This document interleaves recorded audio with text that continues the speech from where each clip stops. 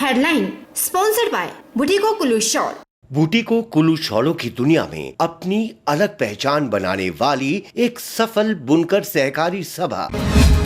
Pharma उद्योगपतियों ने कोविड-19 से निपटने में किया सहयोग। उद्योगपतियों के सहयोग के लिए मुख्यमंत्री ने जताया आभार। बोले 90% से अधिक फार्मा उद्योगों ने अपना उत्पादन कर दिया है शुरू। नकदी फसल सेब को लेकर बागवानों की बढ़ी चिंता। किन्नौर के स्थानीय पंचायत प्रतिनिधियों ने मुख्यमंत्री को भेजा ज्ञापन। सेब सीजन से पहले सेब की खाली पेटियां उपलब्ध करवाने की गई मांग। बिलासपुर में एक दिन में 7 मामले आने से मचा हड़कंप। एक एचआरटीसी कंडक्टर भी कोरोना पॉजिटिव। प्रशासन और पुलिस ने बिलासपुर बाजार को पूरी तरह किया सील। और मंडी जिला में दोपहर बाद जमकर बरसे मेघ, लोगों को चिलचिलाती गर्मी से मिली राहत। तापमान में भी आई गिरावट। बारिश होने से खिले किसानों के चेहरे, अब कर सकेंगे मक्की की बिजाई। नमस्कार, आप देख रहे हैं एच 24x7। मैं हूं जनीशा। मुख्यमंत्री जयराम ठाकुर ने वीडियो कॉन्फ्रेंसिंग के माध्यम से life science and biotech pharma उद्योग CII उत्तरी क्षेत्र समिति के सदस्यों के साथ बातचीत की और फार्मा उद्योग द्वारा कोविड-19 महामारी से प्रभावी ढंग से निपटने के लिए प्रदेश सरकार को पूर्ण सहयोग देने के लिए उनका आभार व्यक्त किया। जयराम ठाकुर ने कहा कि आज 90% से अधिक फार्मा उद्योगों ने अपना उत्पादन शुरू कर दिया है। मुख्यमंत्री ने कहा कि राज्य सरकार सोलन जिले के बद्दी बरोटीवाला क्षेत्र में इस तरह के बुनियादी ढांचे का निर्माण करने पर विचार कर रही है, जहां विभिन्न उद्योगों में काम करने वाले श्रमिकों को आपातकाल की स्थिति में उनके रहने का प्रबंध किया जा सके। सुंदरनगर के पूर्व विधायक सोहनलाल ठाकुर ने कहा कि बीते दिनों प्रदेश में कोरोना महामारी के दौरान एक बहुत बड़े घोटाले का पर्दाफाश हुआ है। उन्होंने कहा कि इस पूरे प्रकरण को भाजपा के साथ जोड़ा जा रहा है, जिस कारण डॉक्टर राजीव बिंदल ने अपने त्यागपत्र देने के पीछे नैतिकता का बहाना बनाया जा रहा है। उन्होंने कहा कि प्रदेश में हुए भ्रष्टाचार को लेकर इस प्रकार की नैतिकता प्रदेश के मुख्यमंत्री जयराम ठाकुर को दिखानी चाहिए। सोहनलाल ठाकुर ने कहा कि सरकार के इतने बड़े आला अधिकारी का ऑडियो वायरल होने के बाद गिरफ्तारी होने पर मुख्यमंत्री को नैतिकता दिखानी चाहिए थी। भ्रष्टाचार मामले को लेकर प्रदेश के मुख्यमंत्री को भी नैतिकता के आधार पर इस्तीफा देना चाहिए था। हैरानी की बात यह है कि भ्रष्टाचार सरकार के उस विभाग में हुआ है जो वर्तमान में प्रदेश के मुख्यमंत्री द्वारा ही देखा जा रहा है।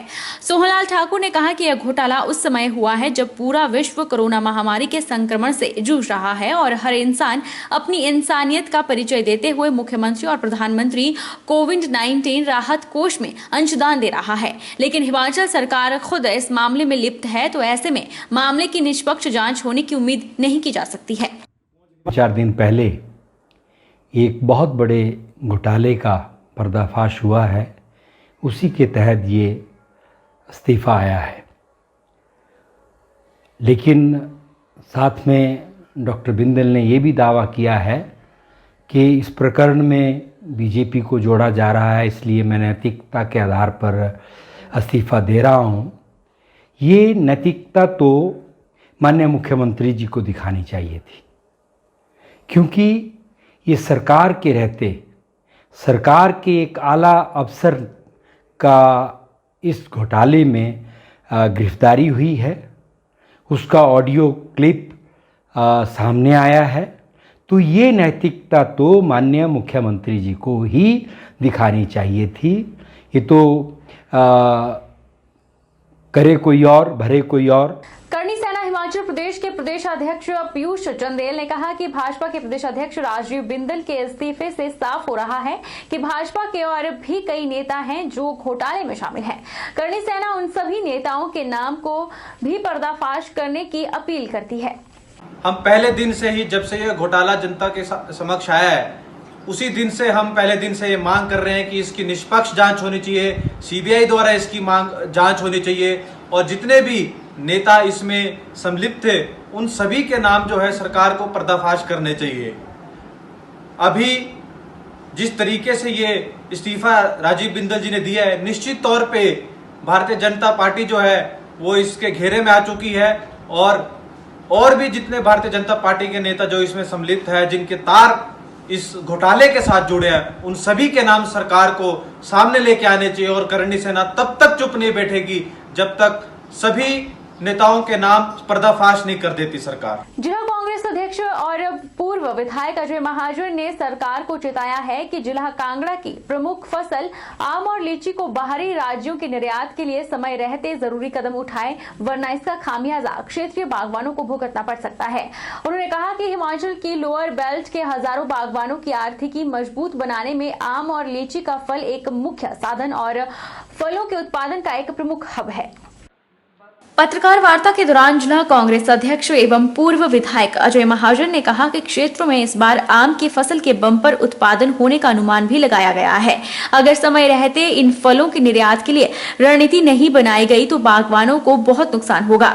महाजन ने कहा कि विगत में हिमाचल की फसल के फल हिमाचल के साथ साथ बाहरी राज्यों के लिए भी निर्यात होते रहे हैं, जिसमें या तो बागवान स्वयं इन्हें बाहरी राज्यों में ले जाकर बेचते थे या फिर बाहरी राज्यों के व्यापारी यहां आकर बगीचे खरीदते थे। लेकिन इस बार कोविड-19 के प्रकोप के चलते ना तो स्थानीय व्यापारी बगीचों को खरीदने में दिलचस्पी दिखा रहे हैं और ना ही इस बार बाहरी राज्यों के व्यापारी आ पा रहे हैं। ऐसे में चिंता इस बात को लेकर है कि लोअर बेल्ट के इस प्रमुख फसल का निर्यात कैसे होगा। जो इस साल कोरोना की वजह से ना बाहर से कोई व्यापारी आया है, पहले यूपी, पंजाब, हरियाणा और JNK से व्यापारी आते थे और लोकल व्यापारी भी जो थे वो भी बाग खरीदते थे। इस बार ना बाहर से कोई व्यापारी आया है और ना ही लोकल व्यापारियों ने कोई बाग खरीदे हैं। और जो हमारे बागवान हैं वो बहुत परेशान है कि वो अपना माल बेचेंगे कैसे, क्योंकि बाहर लेके जा नहीं सकते और यहाँ पे व्यापारी बाहर से आए नहीं। मैं सरकार से आग्रह करना चाहता हूँ कि जल्द से जल्द एक नीति बनाई जाए कि या एक एडवाइजरी मतलब बताई जाए, इसके ऊपर रिलीज की जाए कि ये माल कैसे बेचेंगे। जहां पूरा विश्व कोरोना महामारी से जूझ रहा है, वहीं जिला किन्नौर के बागवानों को भी उनकी नकदी फसल सेब को लेकर की जा रही चिंता चेहरों पर साफ दिखाई दे रही है, क्योंकि बागवानों की आर्थिक साधन है सेब। किन्नौर में लगभग 2.5 महीने के बाद सेब सीजन शुरू होने वाला है। लॉकडाउन के दौरान किन्नौर के बागवानों को नकदी फसल सेब के लिए खाली पेटियां, सेब की पेटियों की ढुलाई के लिए मजदूरों की कमी और अपने सेब को मंडियों तक पहुंचाने में दिक्कतों का सामना न करना पड़े, इसके लिए स्थानीय पंचायत प्रतिनिधियों ने मुख्यमंत्री हिमाचल प्रदेश जयराम ठाकुर को उपायुक्त किन्नौर गोपाल चंद के माध्यम से ज्ञापन भेजा। ग्राम पंचायत कोठी के उप प्रधान दयाल नेगी ने कहा कि किन्नौर के निचले क्षेत्रों में लगभग 2.5 महीने बाद सेब के सीजन शुरू होने वाला है और कोरोना के फैलने पर इसका प्रभाव सेब सीजन पर पड़ सकता है, जिससे किसानों को आने वाले दिनों में मजदूरों की समस्या के साथ सेब को मंडियों तक पहुंचाने में काफी दिक्कतों का सामना करना पड़ सकता है। उन्होंने मुख्यमंत्री से मांग की है कि बागवानों की समस्याओं को देखते हुए सेब की खाली पेटियां सेब सीजन से पहले बागवानों को उपलब्ध करवाने और सेब को मंडी तक पहुंचाने की भी उचित व्यवस्था की जाए। आर्थिकी का जो मुख्य हमारा साधन है वो सेब है। तो DC साहब के माध्यम से हमने हमारे माननीय मुख्यमंत्री जयराम जी को हमने एक पत्र भेजा है। तो हमने ये डिमांड किया है कि आने वाले 2-2.5 महीने बाद जो है किन्नौर के निचले जगहों पे जो है सेब का सीज़न शुरू होने वाला है। तो सेब की सीज़न को देखते हुए टाइम से जो है हमें जो है खाली सेब की पेटियां, टोटन वगैरह उपलब्ध कराई जाए। साथ ही साथ जो है उसके बाद जो है सेब को मंडियों तक जो है पहुंचाने की उचित जो है व्यवस्था की जाए। हिमाचल प्रदेश के किन्नौर जिला में बसा देश का आखिरी गांव छितकुल अब 3G इंटरनेट सेवा से जुड़ गया है, जिससे ऑनलाइन शिक्षा ग्रहण कर रहे बच्चों को अब दिक्कतों का सामना नहीं करना पड़ेगा। देश के अंतिम गांव छितकुल में ऑनलाइन शिक्षा अब बच्चों को अपने ही गांव में प्राप्त होगी। इससे पहले बच्चों को ऑनलाइन शिक्षा के लिए गांव से लगभग 3-4 किलोमीटर दूर पैदल जाना पड़ता था। भारत संचार निगम लिमिटेड, कारू युवक मंडल और स्थानीय ग्रामीणों की मदद से छितकुल गांव को 3G सेवा से लैस करने में सफल हो गया है। वहीं 3G सेवा से जुड़ने पर गांव के स्थानीय ग्रामीणों में काफी खुशी का माहौल बना हुआ है। जिला डीएम किन्नौर गोपाल चंद ने कहा कि बड़े हर्ष की बात है कि कल्पा उपमंडल की एक महत्वपूर्ण पंचायत छितकुल, वहां पर किसी भी तरह की इंटरनेट सुविधा नहीं थी, लेकिन BSNL ने 3G सेवा शुरू कर दी है। यह बड़ी खुशी की बात है। उन्होंने कहा कि ग्राम पंचायत के कार्यों और ऑनलाइन शिक्षा ग्रहण कर रहे बच्चों को काफी फायदा मिलेगा। उधर छितकुल गांव के पूर्व प्रधान मुकेश नेगी ने 3G सेवा के लिए केंद्र सरकार और BSNL स्टाफ का आभार प्रकट किया। एक खुशी की बात है, हमारे बहुत सारे कार्य ग्राम पंचायत के कार्य वहाँ पे रुक जाते थे। इसकी वजह से बहुत परेशानी होती थी। हम लोगों ने भी समय समय पर जो इसको BSNL के साथ उठाया था प्रशासन की ओर से, और स्थानीय ग्राम पंचायत की ओर से भी बड़े दिनों से ये डिमांड थी कि वहाँ कोई भी किसी भी तरह का नेटवर्क नहीं चलता है। तो अब जो है BSNL ने वहाँ पर 3G सर्विस शुरू कर दी है। इससे बहुत ही वहाँ के लोगों को फ़ायदा हुआ है। खासकर आजकल जो ऑनलाइन पढ़ाई चली है स्कूलों की, उसमें भी वहाँ के बच्चों को जो इसका काफ़ी फ़ायदा मिलेगा। छितकुल गांव 3G सेवा से जुड़ चुका है। इसके लिए मैं भूतपूर्व प्रधान मुकेश नेगी सभी ग्रामवासियों की ओर से तथा छितकुल भारतीय जनता पार्टी बूथ की तरफ से केंद्र सरकार का आभार प्रकट करते हैं और केंद्र सरकार के उपक्रम BSNL के स्टाफों का भी हार्दिक धन्यवाद करते हैं। इस नेट की सुविधा ना होने के कारण हमको बहुत सारी प्रॉब्लम होती थी। अब ये प्रॉब्लम समाप्त कर दिया BSNL के कर्मचारियों ने। हमने सोशल डिस्टेंस का पालन करते हुए 5 दिन के अंदर गाँव रक्सम से छितकुल तक फाइबर बिछा दिया है। नहीं है, इसमें कारु युवा मंडल छितकुल, ग्राम पंचायत छितकुल के लड़के और BSNL के कर्मचारियों को बड़ा सहयोग रहा है। बिलासपुर में एक दिन में 7 मामले आने से जहां पर हड़कंप मच गया है, वहीं पर बिलासपुर के बामटा से मामला सामने आने से फिर से बिलासपुर शहर की दुकानें बंद कर दी गई हैं। पुलिस की गाड़ी ने ध्वनि प्रसारण करके दुकानों को बंद करवाया। बामटा का ये निवासी HRTC बिलासपुर में कंडक्टर है और यहाँ बच्चों को लेकर कुल्लू गया हुआ था, जिसे होम क्वारंटाइन किया गया था। टेस्ट करने के बाद इसकी रिपोर्ट पॉजिटिव आई है। हालांकि यह बाजार में रिश्तेदारों के हर जगह घूमता रहा, जिस कारण पूरे शहर के साथ साथ क्षेत्र को पूरी तरह से सील कर दिया गया है। बिलासपुर बाजार को भी बंद कर दिया गया है।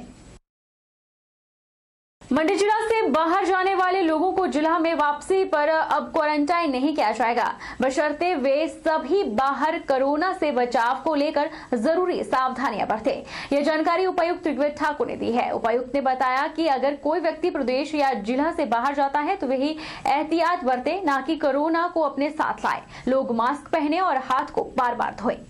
जब भी कोई व्यक्ति मंडी से बाहर जाए, प्रदेश से बाहर जाए, तो वहाँ पर वो अपने बचाव सुनिश्चित करे, किसी भी तरीके से इस बीमारी से संक्रमित ना हो और उस बीमारी को अपने साथ वापस ना ले आए। लोग इस तरह से हमारा सहयोग करते रहेंगे। सभी लोग साथ मिलकर हम इसको सुनिश्चित करेंगे कि जब भी यहाँ से कोई व्यक्ति बाहर जा रहा है वो अपने साथ कोरोना वापस ना ले आए। वहाँ पर अपना प्रोटेक्शन रखे, अपने मास्क पहन के रखे, हाथ धोते रहे, दूरियां बना के रखे और जो भी अपना आवश्यक काम है वो वहाँ पर निपटा के वो वापस आए। तो ऐसे सूरत में हम देख रहे हैं कि सभी लोग हमारी अगर इस तरह से सहायता करते हैं तो आने वाले दिनों में जैसे जो भी लोग बाहर जा रहे हैं उनको जब वापस आ रहे हैं तो उनको क्वारंटाइन में रखने की हमें ज़रूरत नहीं पड़ेगी और लोग भी आराम से अपना काम जहाँ पर भी जाना है, चाहे वो टैक्सी के माध्यम से जा रहे हैं, चाहे वो जो इसेंशियल कमोडिटीज़ लेके जा रहे हैं, राशन लेके जा रहे हैं, इस तरह की मूवमेंट कर रहे हैं। कुछ लोग और आवश्यक चीज़ों के लिए जा रहे हैं, कोई मेडिकल इमरजेंसी के लिए जा रहे हैं। सभी लोग अपना नियमित रूप से जा सकते हैं, वापस आ सकते हैं और किसी को भी फिर क्वारंटाइन करने की आवश्यकता नहीं पड़ेगी। वक्त तो चला है छोटे से ब्रेक का। ब्रेक के उस पार फौरन लौटेंगे, आप बने रहिए हमारे साथ।